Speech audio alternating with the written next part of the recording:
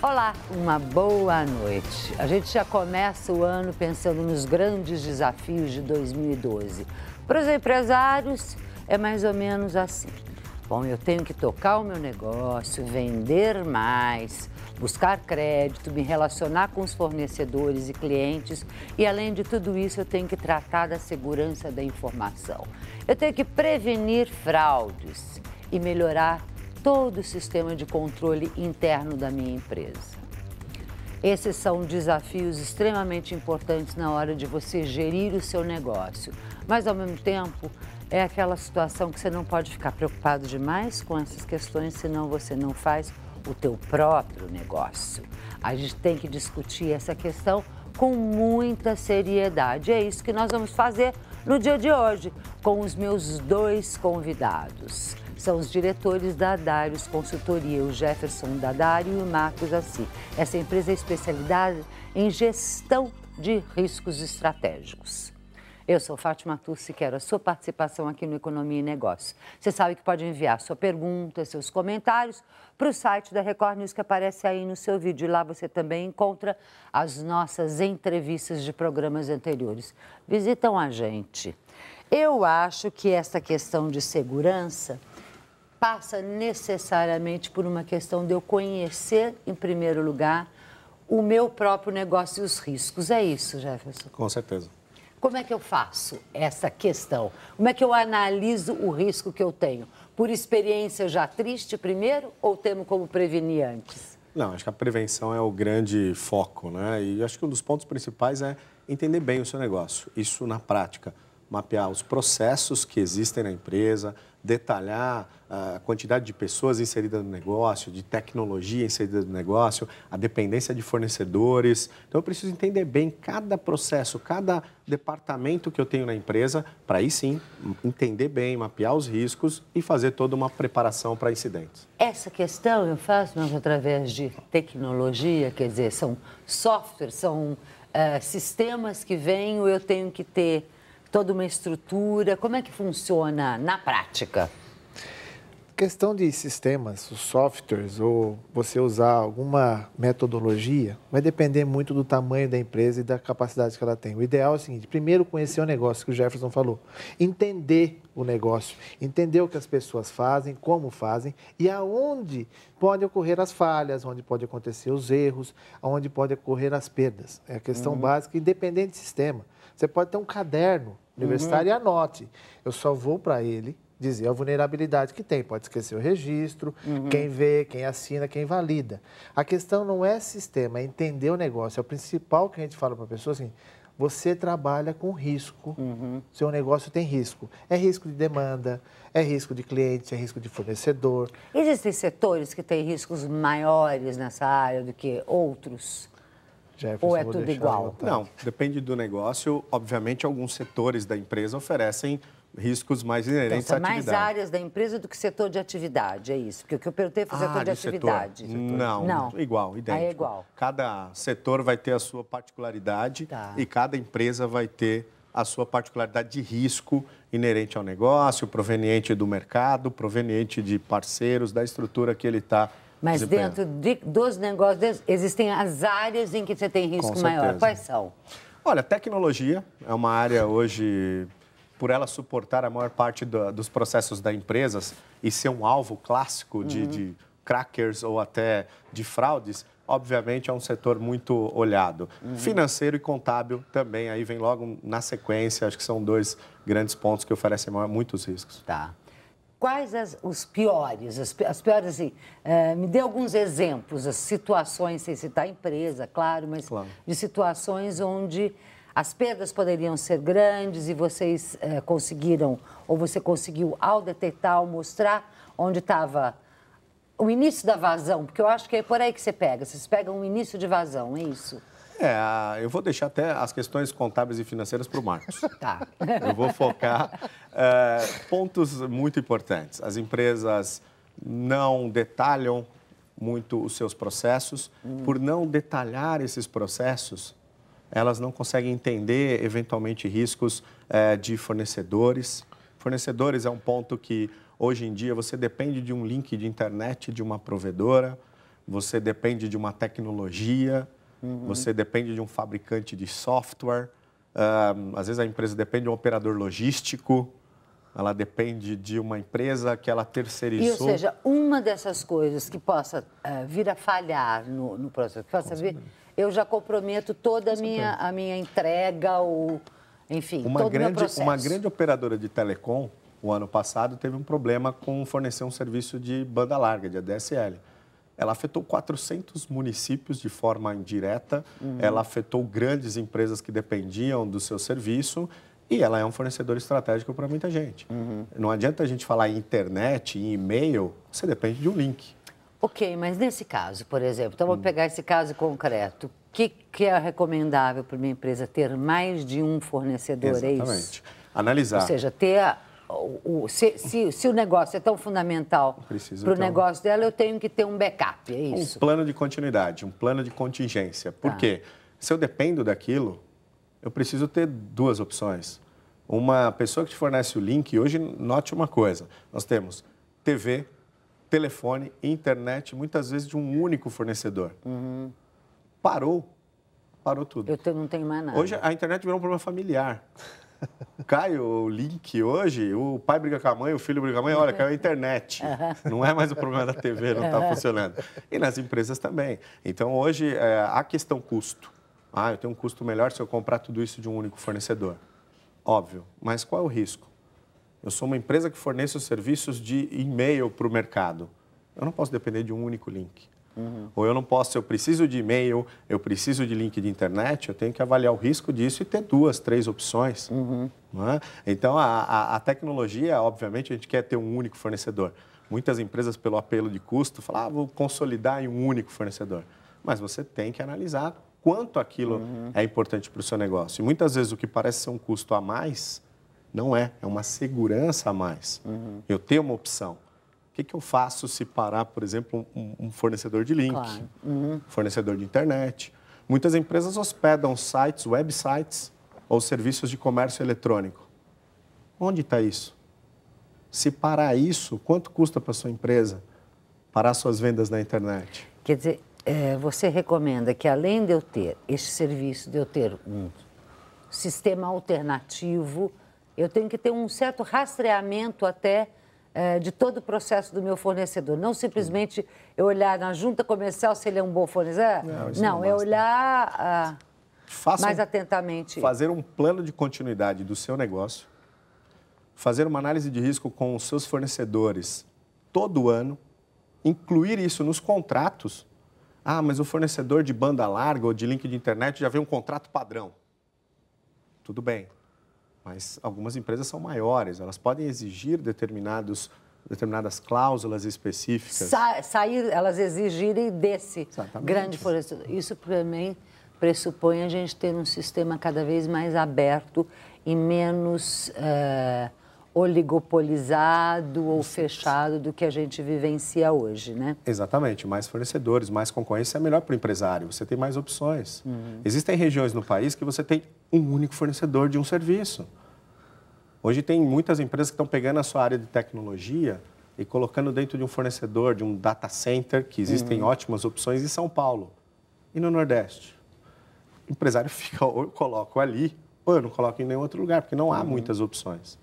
Então, ou seja, temos que estimular cada vez mais a existência dessa concorrência. Com certeza. Vamos falar um pouquinho também agora dos riscos contábeis, tributários, financeiros, etc. Quase não tem. A gente vai fazer, quase não tem, né? Vamos fazer um rápido intervalo e a gente volta já já.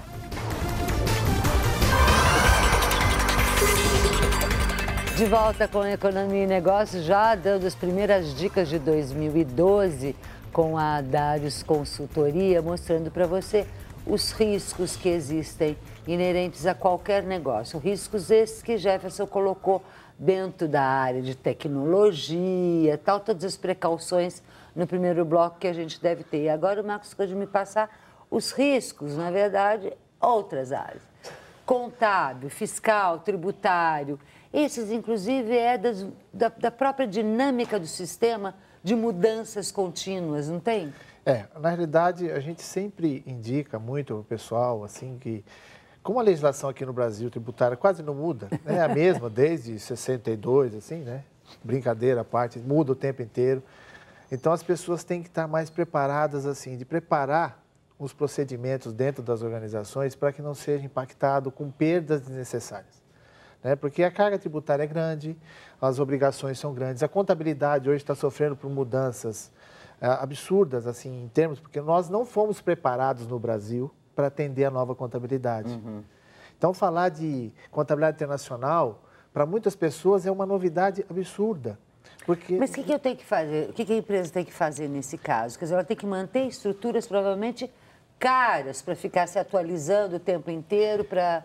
É isso? Na realidade, hoje acaba sendo mais caro porque tem que especializar, tem que dar treinamento, tem que proporcionar que as pessoas entendam, porque o mundo corporativo mudou. Né? Hoje, você fala de contabilidade, antigamente o cara fazia um balancete na máquina de escrever, na Olivetti. Hoje é tudo no computador, a segurança da informação é importante para isso, o contador tem que saber, o gestor, a falar de fluxo de caixa. Às vezes eu chego em algumas empresas, algum treinamento, eu falo, você quer fazer gestão da tua empresa? Beleza. Quanto você tem para pagar na terça? Quanto você tem para receber na sexta? Ninguém sabe. Isso te falando do curtíssimo prazo, imagina no... Porque ele não tem controle interno, ele não sabe faturamento, não sabe recebimento, não sabe as despesas. Então, a gente entra justamente nas empresas criando esses procedimentos que a informação chegue para quem toma a decisão. Se o cara não tem um relatório à mão, como que ele vai tomar a decisão? Quer dizer, nesse caso, o que vocês fazem é quase uma questão de metodologia, assim, de... sei lá, pegar num Excel da vida e montar uma planilhinha de cheque isso, cheque aquilo, veja isso. É isso? Uma base é isso, mas na verdade a gente leva a gestão do conhecimento para a gestão da empresa, tá? Para que ele continue. O que é isso? Continue gerindo a empresa, tendo retorno, tendo resultado, que a empresa tenha sustentabilidade. Mas o que é a gestão do conhecimento que você leva? Entender a empresa, o que a empresa faz, como faz, o que os funcionários fazem, o que o sistema apresenta, o que ele pode explorar de todo o processo da empresa para continuar funcionando e com resultado. Quer dizer, na verdade, enquanto consultoria, vocês funcionam quase como um psicólogo para a empresa, tentando... Diria que é mais um médico mesmo. Tipo, fazer diagnóstico. Fazer exames.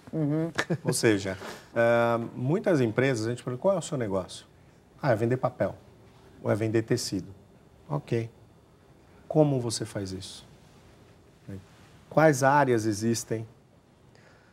Quantas pessoas? Quanta tecnologia inserida? O quanto você é dependente dessa tecnologia? O quanto você é dependente de pessoas? Existem negócios que dependem exclusivamente de pessoas e de conhecimento. Como você protege isso e como você minimiza determinados incidentes que podem ocorrer? Então, entender toda a cadeia de valor é essencial para o empresário. Hoje, um empresário que não consegue olhar o seu negócio numa única folha de papel, do começo ao fim, de toda a cadeia de valor, ele tem um problema. Ele precisa ter o negócio dele e falar, isto é o meu negócio. Independente do tamanho? Independente do tamanho. Se eu sou uma mega... Não importa. Não importa. Eu consigo... São esses 5 passos ou são esses 10 passos que o meu negócio acontece. Ele tem que ter isso na mão dele. E ele tem que poder olhar e falar como é um processo hoje de gestão de contas a pagar na minha empresa. É feito da maneira que é esse fluxo aqui, com estas pessoas, com esta tecnologia. Quais são os riscos inseridos aqui? Existem ameaças humanas, existem ameaças tecnológicas, existem ameaças físicas. O local onde você faz oferece risco? As pessoas podem copiar as informações num pendrive, coisa que ninguém faz? Não. Né? Todo mundo tem um pendrive criptografado. Claro. Não é isso? Não. Não. Né? Provavelmente 90% dos nossos telespectadores não tem. Não tem. E você sabia que é muito simples fazer isso com um software gratuito na internet? Muito simples, não precisa ser nenhum expert em tecnologia. Então, hoje tem muitas pessoas que trabalham dentro da empresa que pegam um pendrive e copiam praticamente a lista de clientes, copiam lista de fornecedores, copiam informações que são sensíveis, que não deveriam sair dessa forma, e levam no bolso, no metrô, para fazer um trabalho em casa. A empresa sabe disso. Quem está monitorando isso? Então, existem controles tecnológicos, sim. As pessoas, às vezes, se atentam muito a colocar uma tecnologia de antivírus, um firewall. Mas quem está cuidando das pessoas? Quem está evitando acho que, aquelas acima de tudo, também quem está orientando. Porque se você não sabe o básico, nem como estou indo com o meu problema, você não sabe como orientar, E aí que o Marcos colocou muito bem. Ensinar as pessoas, ensinar os riscos para as pessoas, treiná-las. Como você faz o seu processo hoje de edição, ou de filmagem, ou de fotografia, ou de quantos receber, ou quantos apagar, não importa. E como nós vamos fazer isso da mesma maneira, entre aspas, seguro. Seguro para o negócio. Né? Quer dizer, não gerar burocracia. É um ponto que muita gente questiona, mas eu vou burocratizar. Por isso que é necessária essa análise. Porque você precisa de controles. Não burocratizar, aumentar a segurança sem criar mais um degrau, mais um empecilho, basicamente, controles internos. Ou seja, eu tenho que criar controles operacionais ou tecnológicos sem engessar, sem perder produtividade, sem perder o objeto que é gerar e ganhar dinheiro. É a negligência do controle, a negligência do controle que causa a fraude. Tá. Eu não saber controlar, eu gero a fraude. Vou lhe dar um exemplo prático. Não, você vai me dar um exemplo logo depois de um rápido intervalo. Porque é isso que a gente quer, exemplos práticos. Principalmente de como eu posso evitar a fraude ou como eu posso evitar perder dinheiro. A gente já volta. Desculpa.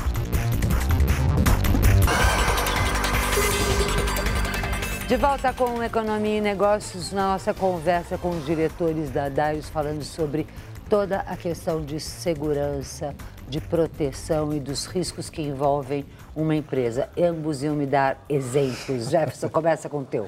Um exemplo de um escritório de advocacia que já existe há mais de 20 anos no mercado e eles queriam avaliar uma nova tecnologia para poder atender mais clientes. E queriam avaliar os riscos disso, quanto eles precisariam investir, que tipo de tecnologia, precisavam entender. Nós começamos com um projeto de mapeamento e modelagem dos processos, traduzindo, desenhar os processos, fluxos, entender cada área da empresa e colocar isso dentro de uma metodologia, dentro de uma pasta. Você pegar uma pasta e falar, isso é o meu negócio. Ok.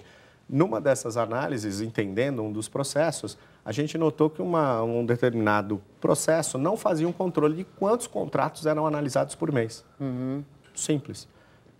Grandes bancos terceirizam essa operação de análise de contrato para eles.